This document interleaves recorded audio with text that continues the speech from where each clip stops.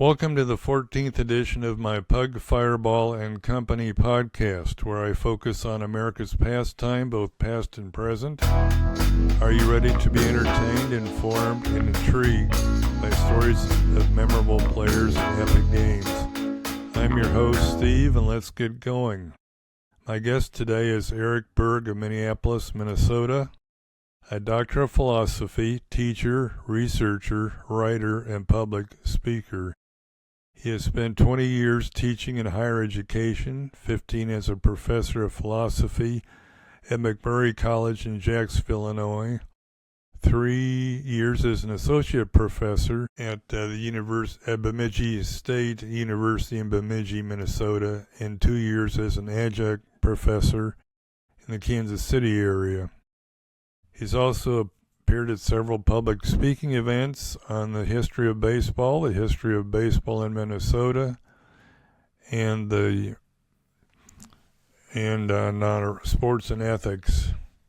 He's also participated in the Rippey Ruckus, a 3-day baseball tournament in Rippey, Iowa, a town of about 220 people in central Iowa. In addition, he's a Sanders Philosophy and Media Fellow 2025, historian of the Vintage Baseball Association, a book review editor of the Journal of Camus Studies, got it right, a podcast author of Albert Camus Radio, and a member of the International Association of the Philosophy of Sport and Society for American Baseball Research. Good afternoon, Eric. Yeah, good afternoon. Thanks for having me. This will be great. Where did you grow up and go to school? I grew up in Campbell, Minnesota, so that's a very small town. It was about 350 people when I lived there, and it's down to about 150 now. It's in Wilkin County, Minnesota, so west central Minnesota. Sits about 2-3 miles off the North Dakota border, south of Breckenridge, Wahpeton, and then if you're still not familiar, south of Fargo, Moorhead. So I grew up there.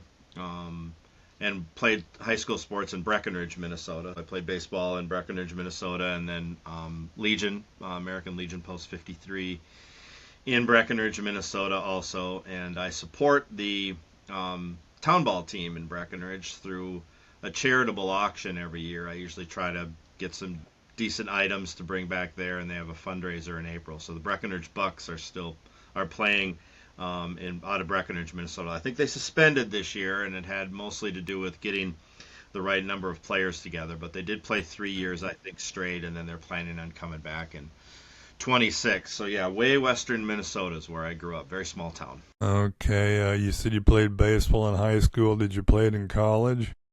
No, I did not play it in college. After that, so just high school and Legion when I was a kid, and then Little League, and then where I grew up, there were just a small number of kids in town, so we really learned the game on the baseball field in Campbell, Minnesota. So, what position did you play?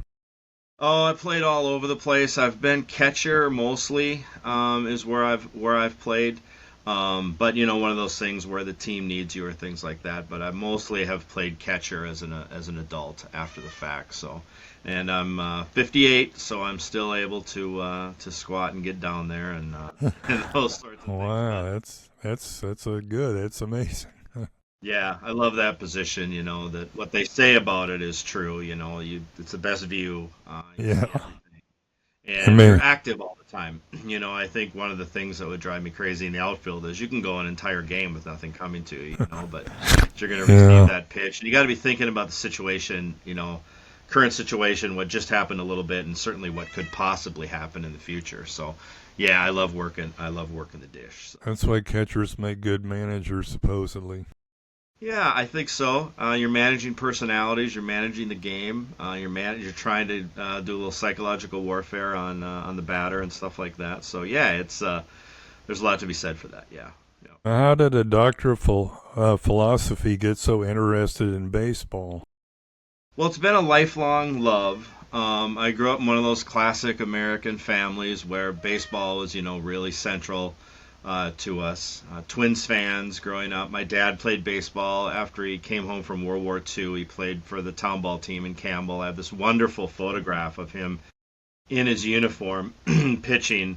Well, he's on the farm. He's warming up, or he's practicing, I think, on the farm. But he's wearing his Campbell Town Ball uniform, and it would have been 46, 47, something like that. The photograph was taken, and then my close friend of mine, Dan Hinch, a wonderful person that I grew up with, happened to find that particular uniform on an auction. Now, there's no provenance that my father ever wore it, but it is the uniform that he's in. And it survived all those years from Campbell, Minnesota, and I have it hanging in my my office here. So it's Cool. a fabulous piece of that. But the connection to baseball was I taught at a private liberal arts college, McMurray College. I'm wearing a little McMurray College swag here.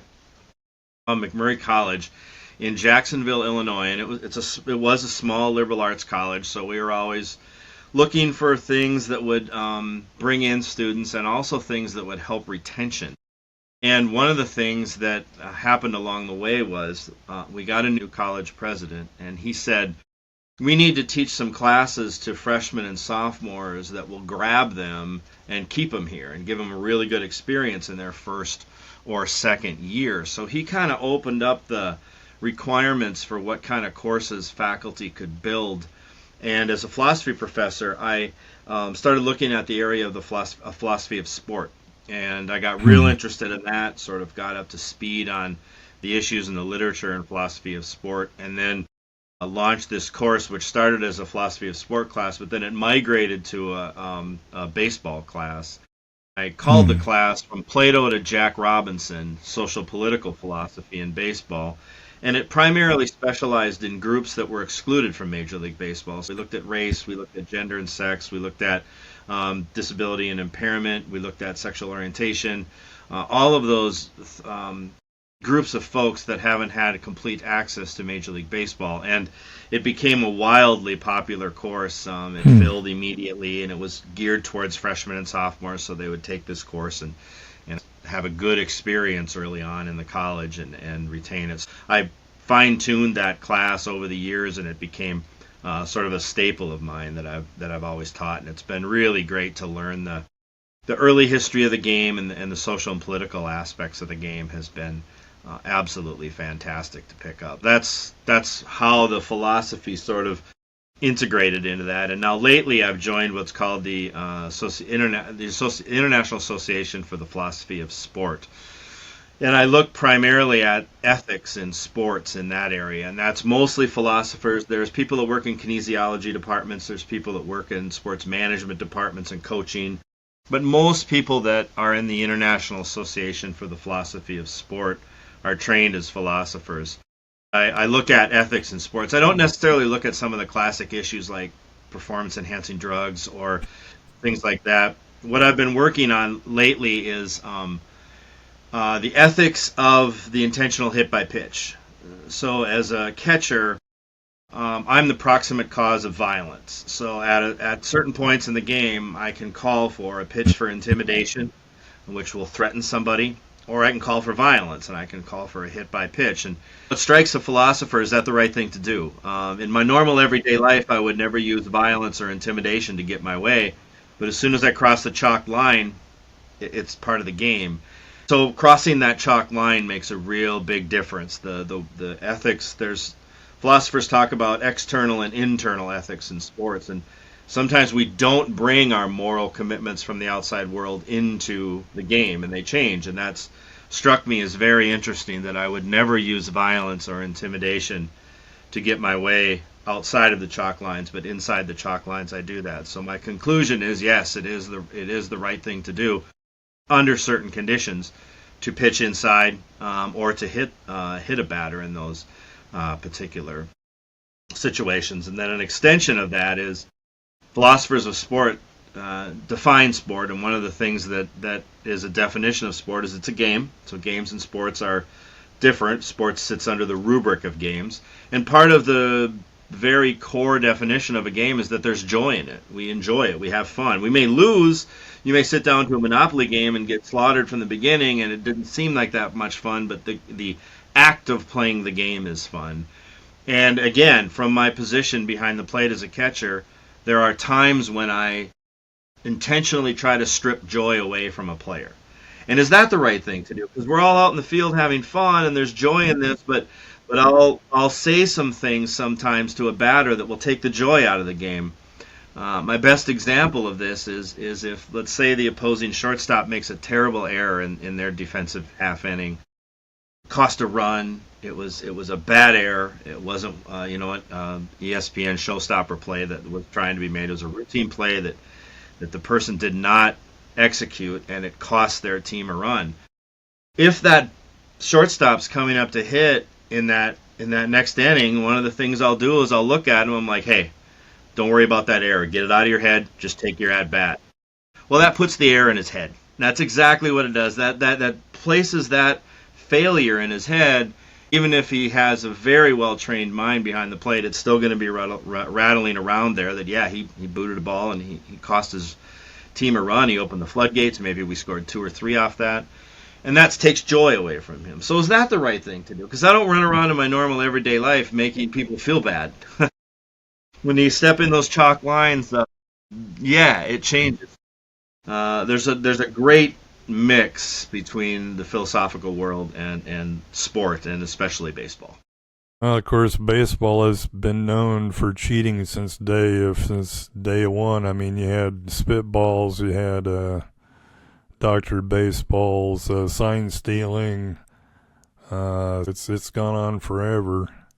Yeah. Some players and teams are better at it than others. Witness the Houston Astros 3 or 4 years ago. Yes. Yep. Maybe That's you manager culture too. The manager will dictate that. There are some managers that if you're not starting, your job is to steal signs, and again, your job is theft then. And in your everyday life, your job, I would think that just about everybody listening to this podcast, their daily job is not theft, but when you cross the chalk lines, it's theft. You've kind of answered this, but do you ever apply your philosophical approach to baseball? How so? Yeah, a little bit. One of the things that I think has really the strongest correlation between the two that I've found over the years is I've taught philosophy for over 20 years now in the university level. One thing that the study of philosophy has made me keenly aware of is time, how valuable time is. That you're not getting that back, that these moments are very important. It's important to recognize the past, it's important to anticipate and be ready for the future, but this moment is moving, and it will move into the past. At one time, this moment was the future, anticipating our conversation today. It's here now in the present, but this evening it'll be in the past. That has always made me keenly aware of that. The philosophical world has sort of trained me to think that way. It's very similar on a baseball diamond. The other sports, a clock runs, and it is an artificial part of the game that you're playing. But within baseball, you have these moments, and this is from a catcher's perspective too. I think any ball player recognizes this, but I think catchers are keenly aware of this, that every moment in a baseball game changes the whole complexity of the game. Now, this is not to disparage a right fielder or something. Bruce Tomei, who you interviewed, a great friend of mine, is a great right fielder. But a right fielder would make some sort of mental adjustments in their head for what's going on. But behind the plate, those moments count. Every pitch that's not swung at tells me something, gives me some data that I can maybe help my pitcher get a little bit more successful. Every foul ball tells me a great deal about what's going on. It's anticipating the future. I'm calling this particular pitch to try to get this particular outcome, or at least get this data set established. And then it happens, and then it moves into the past, but it's part of that. So baseball has a rhythm to it that reflects life a lot more than other sports, because it is episodic, and things lead to one another in a necessary way. You can look back and say, like when I talked about the catcher booting that ball and maybe opening the floodgates to a bunch of runs. Everybody on the team knew it. There were 2 outs. He got a routine ground ball, and it became a base hit. And then we scored 2 runs. Had he fielded that cleanly and thrown him out, the inning's done. All of those things have a past that move like that, and it's important to see that your life moves like that too. So the idea of time really sort of brings the two together quite easily for me. Other than the Minnesota Twins and the St. Paul Saints, who, by the way, the Iowa Cubs play because they're in the same league. What is significant about Minnesota baseball history? Minnesota's got a great baseball history. I teach a community ed class for Hennepin County, which is the metro area for Minneapolis, and I teach a class on the history of baseball for adult learners just for their personal edification, and I teach one on the history of Minnesota baseball. Minnesota has a really, really rich history of baseball. 57 is the first recorded game in Minnesota. That's pretty early. Because 1858 is the set of rules that we usually look back to that we can draw a line between the 2025 rules and the 1858 rules. Before that, you have lots of different variations. So Minnesota and Ninninger, which is way in the southeast side of the cities now, is the very first recorded baseball game in 1857. Bud Fowler played for Stillwater, Minnesota.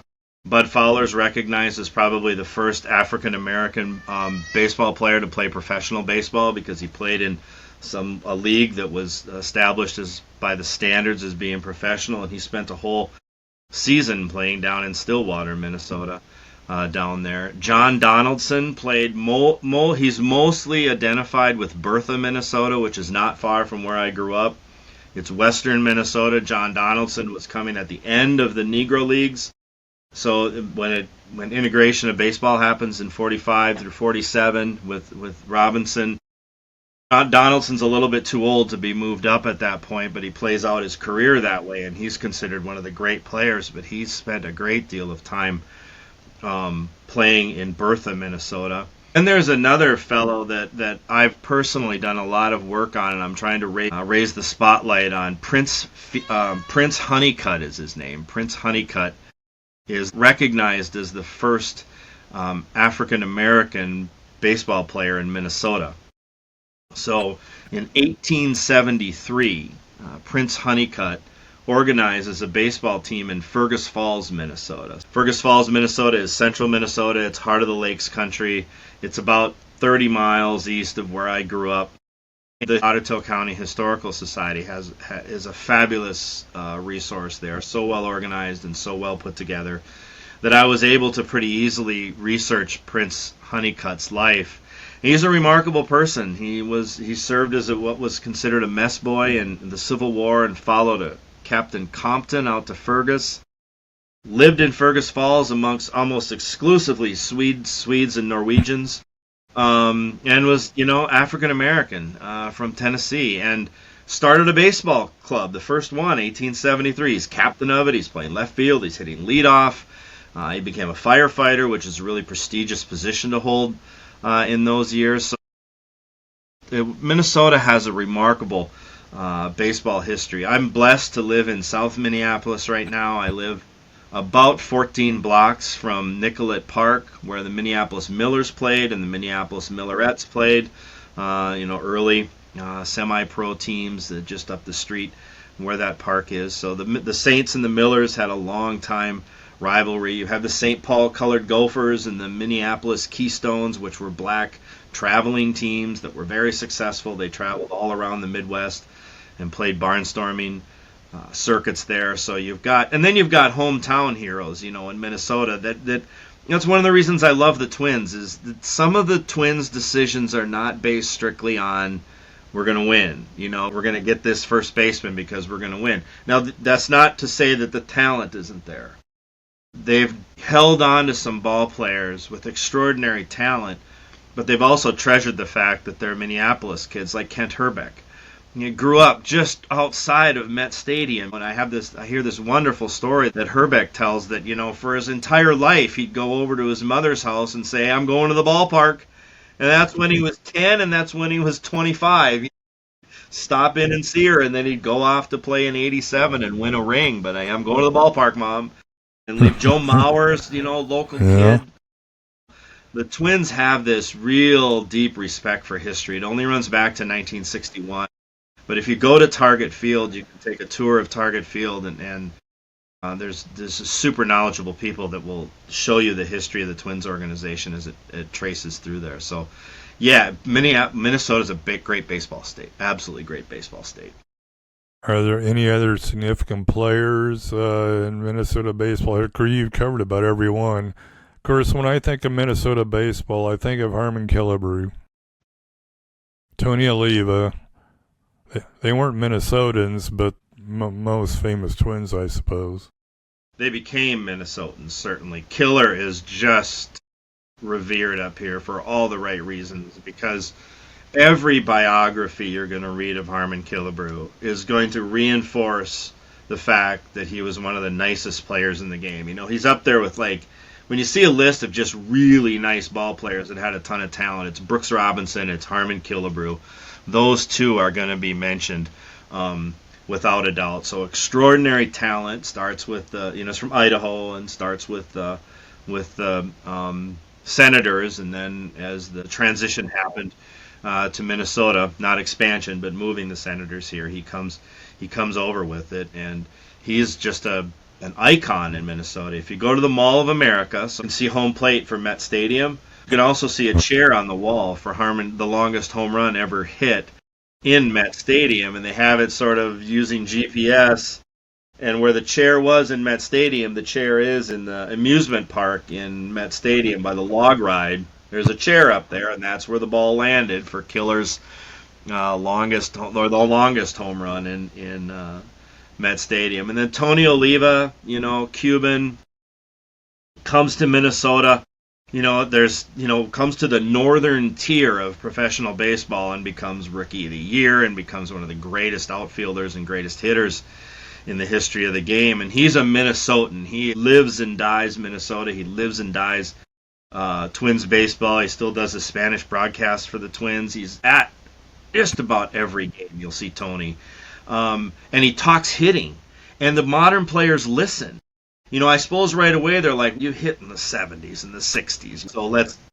But you start listening to Tony talk hitting, and he's right on it. I went to a Sabre convention when it was here in Minneapolis last summer, and they had Rod Carew and they had Tony Oliva talking. And of all the tidbits that they gave the crowd during that conversation, the thing that raised the hairs on the back of my neck was, Tony said, Rod and I were roommates almost the entire time, and we would stay up till 3 a.m. talking hitting. Can you imagine that conversation? Two of the greatest hitters in the history of the game, the detail that they must go into about hitting. It'd be like Ted Williams and Tony Gwynn having a conversation, but they never had the chance to overlap like Rod and Tony did. So Rod Carew's another Minnesotan. He left under very, very difficult to talk about circumstances. Rod made his exodus to California, but he's embraced Minnesota again and is as a Twin up and down. There's Frank Viola and Tim Laudner, who still does pre and post game for the Twins, that are just local heroes around here. Al Newman is just an absolute gem. Every time you talk to him, Jock Jones, and the list just goes on and on of the Garden hires, Toby and at the St. Paul Saints and Ron at the helm here. I had a chance to get to meet those two, and they're just absolute gems. Tom Kelly, of course,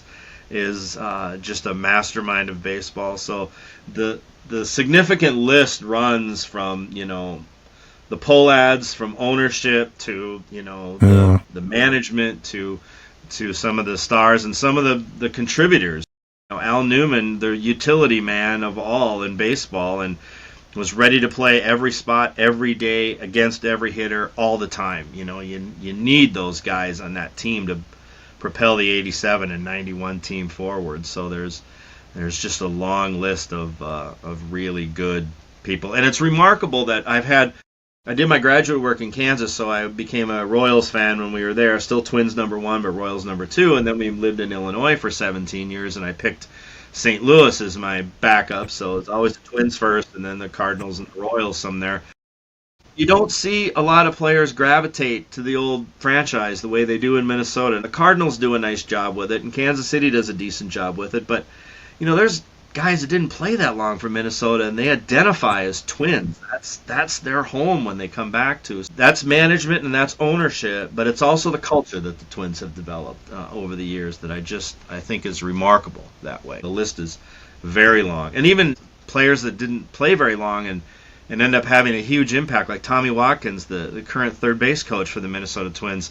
I think he played 9 games in the show, and nobody will ever take that away from him. He played 9 games in the show. He's one of the greatest baseball players of his generation when you consider everybody who played, because he made the show. But he's an exceptional coach. Works his way up from Cedar Rapids, Fort Myers, now on the Twins' third base coach. There's something special about people like that know the game and communicate the game in the way that somebody like Tommy Watkins can. The Twins organization is remarkable. Great organization to be a fan of.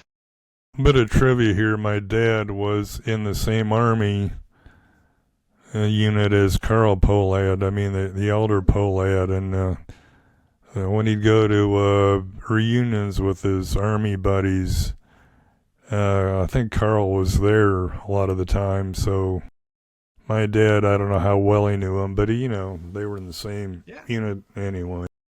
Yeah, they circulated in the same crowd. That's great. That's great. Now let's take a break to listen to my other podcasts with such guests as Sam Burnaby and Randy Waho for the Iowa Cubs, and former major leaguers Jim Marshall, Byron Brown, and Rich Nye. You can go to Pug Fireball and Company. That's https://www.youtube.com/@Steve Dunn -09I. You can also get my book, Pug Fireball and Company, 116 Years of Professional Baseball in Des Moines, Iowa, by going to pugfireballandcompany.com. It's available at several bookstores in central Iowa, too. And by the way, the fall 2024 edition of the Annals of Iowa, which is a publication put out by the State Historical Society of Iowa, has a nice review of my latest book. A fun fact, I'm starting to do this on my podcast, taking a fun fact from the book. We'll tie St. Paul in here. On April 30th, 1877, the Des Moines Hawkeyes beat St. Paul 6-4 in 10 innings in the first Northwestern League game at Athletic Park in Des Moines. And that park was along the Raccoon River, Southwest 7th Street. It was about 5 blocks from where the current ballpark is, at the confluence of the Des Moines and Raccoon Rivers. The Hawkeyes were the Des Moines' first professional baseball team. Of course, they had a lot of other names after that, like prohibitionists, politicians, demons, undertakers. That's because the manager of those teams was an undertaker. I worked for a funeral home in the off season, so they called the team the Undertakers. Back in the early 1900s, I learned through my research that the newspapers would run contests to name the team, so the fans would get to name the team for the upcoming season. That's why they had such odd names. You should see the list of the names that didn't make it. There's some doozies. Those are fascinating enough. But they haven't done that for decades. I don't think the present owners of the Iowa Cubs would probably go for that. This team, in fact, did. This is Springfield, Illinois, and they were the Springfield Sliders forever. And when the ownership group came in, they ran a contest, an old school contest, where there were, people listed names, and then I think they voted on the top 5, and then maybe management took over and picked from those. But they picked the Lucky Horseshoes, is what they picked. The newspaper polls that I saw, it's actually the fans. I think it's a fan-by-fan vote. Although maybe the ball team had the final say if there's really a dumb name. I don't know. Yeah, it could be. The Iowa Oaks, of course, preceded the Iowa Cubs. Des Moines got AAA baseball in '69 after an absence of about 8 years of professional baseball. There's an Oakland A's farm team for quite a while, and there's some great A's who played here. Vida Blue, Joe Rudy, Gene Tennis, George Hendrick. In fact, Blue still holds a couple of strikeout game records and season records. Those records have still held up. So That's He fantastic. must have been quite a pitcher in his day. Yeah, yeah, yeah. Well, Yeah, let's get back to Eric here. Of course, you've kind of answered this. What is your favorite major league team and why? It's obviously the Twins. Who is your favorite major league player, yeah. or was your favorite player, if he's That's a was a that's a. past player? It shouldn't be a complicated question, but it can be. So Carlton Fisk is always got to be right at the top. He's the patron saint of catchers. As a kid, you practice his mannerisms, and study him and etc. And I still have a lot of Pudge Fisk stuff down here. So in my little baseball area down here in my office. So Pudge Fisk is certainly got to be right at the top. When I started playing Legion baseball, and I've been lucky enough to have the uniform, because back when I played in the 80s, those uniforms were used over and over and over again and then just pitched.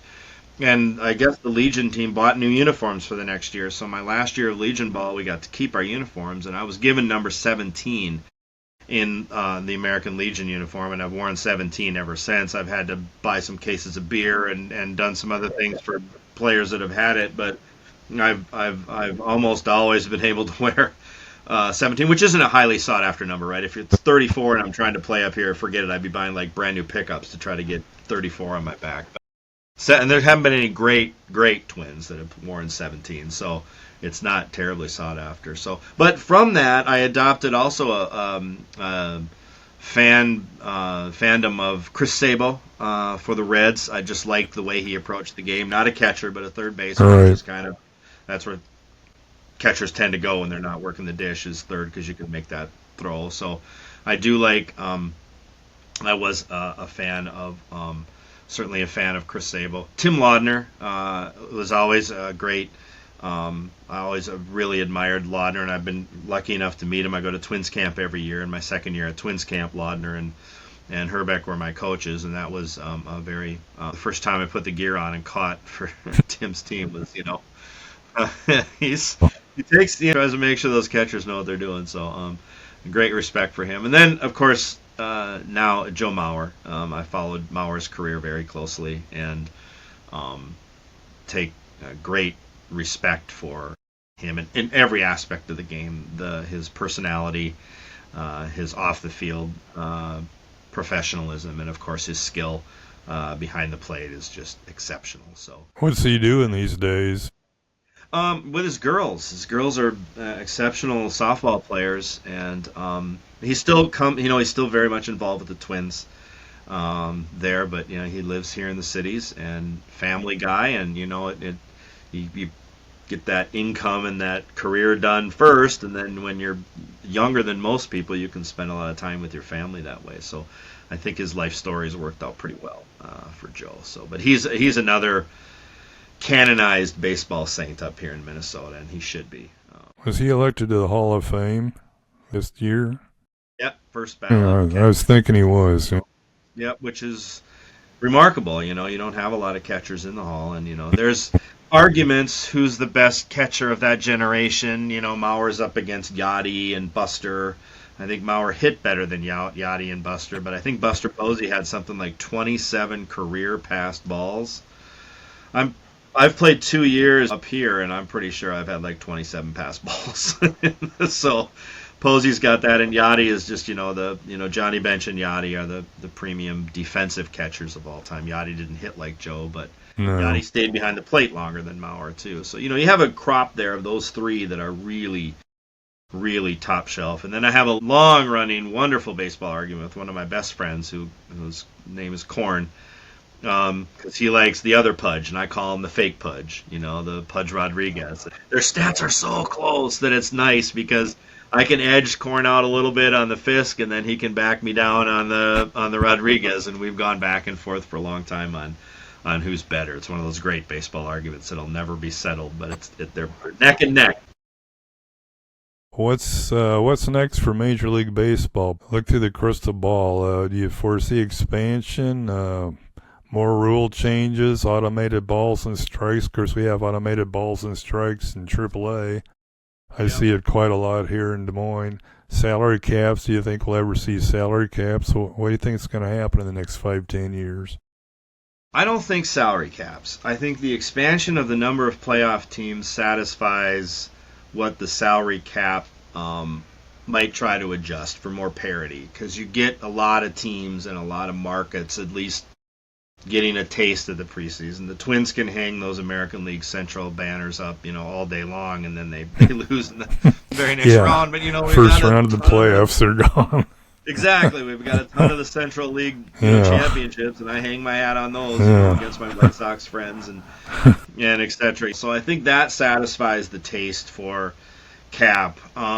Baseball's always been like this. Everybody hates the Yankees because they buy it, and now the Dodgers buy it. But yeah, they do. Okay, so the highest, some of the highest talent congregates in the East and West Coast in those two teams, and et cetera. So I have a really close friend who works in analytics for the Rays too, brother of Corn, and their name's Pig. So this is a baseball family. Everybody has nicknames, and he's always said that it's more about who owns it, not how big the market is, how much they're willing to spend, and who owns it, rather than being New York or LA. So that's always interesting. I don't see a cap coming in my view. Automated balls and strikes are going to happen. I go to Saints games too, and I'm surprisingly, for my age and the fact that I study baseball history and I've played it my whole life, I'm not much of a traditionalist. I like the Savannah Bananas. I think they bring a great awakening to the game. I have another very close friend. He was actually my student at McMurray, and then he came back to be head baseball coach, and we've remained friends. Andrew Bartman. He works for the Savannah Bananas now. He worked for Team USA Baseball before that, so I've been able to follow Bananas a little bit closer from the inside. I think that brings a new element to the game. You get a lot of traditionalists that just hate the Bananas, and I don't. The automated strike zone, yeah, I umpired for a living in graduate school. I like umpiring. I know umpires. Bruce is an umpire, certainly Tomei, who you've had on. But I also like going to Saints games and seeing where that ball is, seeing it on the black, and getting the battery to be able to pay it off for that pitch on the black. I like when umpires develop a zone. I think it gives a catcher an advantage to know that he's not seeing anything low. He's either doesn't have a good view. I'm a pretty big guy, so and I don't go down as low as the modern catchers. I use the 80s, regular squat. So we're just not going to feed really well in the zones, and that's idiosyncratic. The very next game, maybe a completely different deal there. So I do like the variances of an umpire, but I think in Major League Baseball you're going to go to an automated strike zone. I don't know how they're going to deal with the finances of the umpiring crew being trimmed down and eliminated that way. That's a very... They could still keep it the way it is in AAA. Yeah. Where the umpire is still making most of the decisions. Yeah. Or else you would go where it'd always be called by a computer, and the computer would just relay a message to the umpire whether it's ball or strike, and the umpire would never call any balls or strikes. Yep. But then you almost wouldn't have the need for an umpire behind home plate. Yeah. I don't think it'll ever come to that. Yeah. But he might have more flexibility as to where to be and things like that. So I don't mind that. I don't mind the way they do it in AAA here. It's not bad. It's kind of interesting to see where the ball really was. Even if it ticks the side of the zone, even by 1/8 of an inch, it's still called a strike. It doesn't have to be in the zone. It can be out of the zone, but touching the zone, and it's still a strike. When they're executed like that, yep. Yeah, those are great. Expansion, expansion or relocation. I think the Florida market is way oversaturated. Like I said, I have a friend on the inside with Tampa, and those two franchises, neither one is fabulous in terms of draw and fan base, and it's a baseball area kind of. But I think you'll see at least one of those, if not both of them, relocated. And I think the Trop falling apart will put some legs underneath the Tampa franchise to maybe move around a little bit. Now, politics aside, I would love so if I could wave a magic wand and eliminate any barriers, I'd love to see a professional team in Havana. I think that would be so cool to have that right off the coast of Florida there, and Havana and Cuba is such a baseball world unto its own. I think that would Havana would be great. I'd love to see more baseball back in Canada. There's this draw for Montreal and draw for a renewed Expos franchise. Toronto is a very successful franchise, so I would love to see Canada. Mexico, I think, would be a great location. I know that they queried Mexico City years ago, but it was air pollution that kept Major League Baseball out. It just wouldn't be healthy for the players to play in Mexico City proper, but there are certainly other locations in Mexico that could handle a professional franchise today. So I think you'll see a combination, maybe a relocation of a couple franchises, with the Oakland franchise, and then maybe one of the Florida franchises, and then you might see some expansion after that. I think it's healthy for the game. Thank the Lord we didn't have contraction when they wanted to contract Minnesota, so that's good. But I think you'll see some of that. I think you'll see more international play too.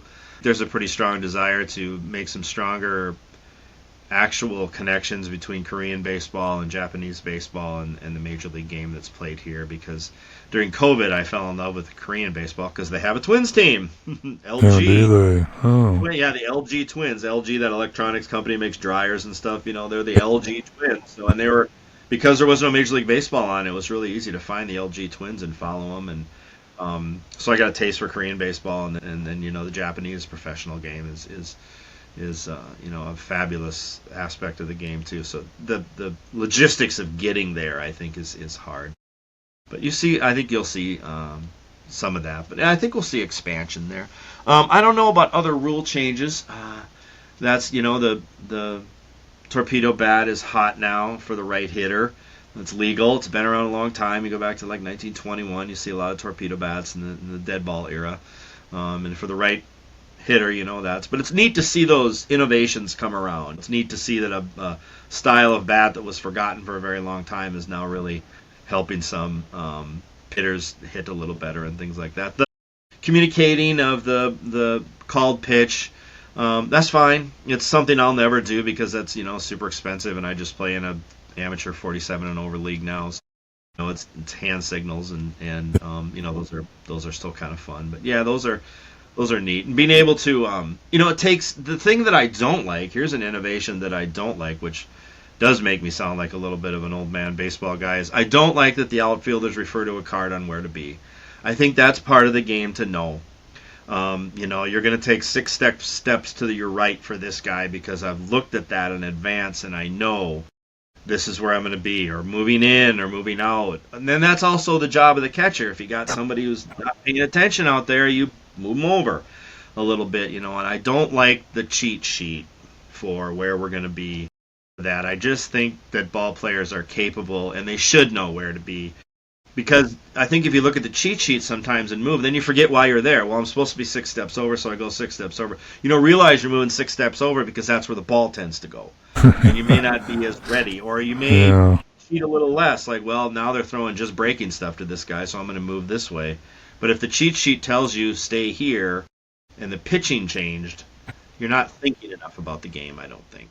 You could move 6 steps over, but the pitcher throws a slow curve and the guy pulls it, instead of getting it to left center, he pulls it down the line. And yeah. I was talking to a guy once, not my friend for Tampa, another guy, who said one of the really great things that he watches as an analytics person for a team that plays against the Twins is they watch Byron Buxton's feet. Buxton will make these very small changes in how his feet are positioned every pitch, and it's not a nervous habit. It's not getting pressure off its back. It's Buxton knowing the situation down to the very smallest detail every time. He can see what that pitch is going to be, or now he's probably hearing it with the communicator. He knows what the pitcher's doing. He knows the history of the batter. He knows the history of the park. He knows what he's done in the last 3 pitches or 2 at bats.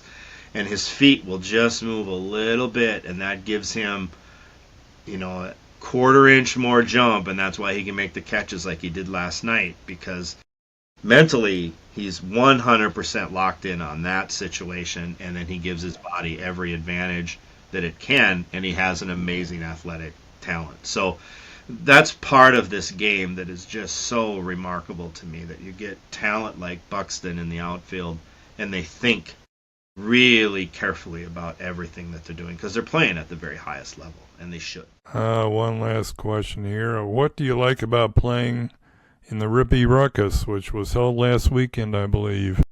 Yeah, it's 100% the people. It's great. It is absolutely great. Bruce Tomei is an Iowa gem. You step on a ball field with Bruce and you're friends with him. And I've been lucky enough to become very close friends with Bruce. He plays with my Minneapolis team when he can get up here, and we go to Florida together and stayed at my home, and I've stayed at his home. It's people like Bruce.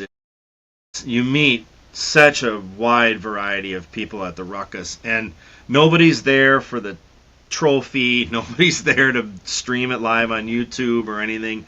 Everybody's there to play baseball in rural Iowa in a small town that loves baseball. And you feel like a minor celebrity for a weekend because you've come down from Minneapolis, or you've come from Kansas City, or you've come from Chicago or South Dakota, and you're there to play baseball as an older guy and try to play it to the best of your ability. But it's on the field, of course, but it's the dugout, and then it's the group of guys behind the dugout in the chairs talking that just warms your heart when you're at the Rippy Ruckus. It is the personification of American baseball. That is, because everybody's there to play. They might be their very last season that they'll play. You never know at our age, and you're playing against and with people that you've played a lot of baseball against, and you meet new people that come in, and you realize the guys from Kansas City and the guys from Chicago love the game in the same way as the Minnesota and the Iowa guys love the game. So it's just an honor. Usually when I play in the Ruckus, I play for Rippy, which is just an honor to put on that purple jersey and play for that small town, because it connects with my baseball history. That Rippy is Campbell. Except we don't have a ballpark in Campbell anymore, but Rippy's Campbell. And when I put on that purple jersey, and just as a fluke, my school colors when I was at Campbell were purple too. So when I put on that purple jersey, it really connects me to when I was learning the game in the 70s up in Campbell. So the Ruckus. The best way to talk about the Rippy Ruckus is that quote from Moneyball: "Is how can't you be romantic about baseball?" It is that thing. Rippy is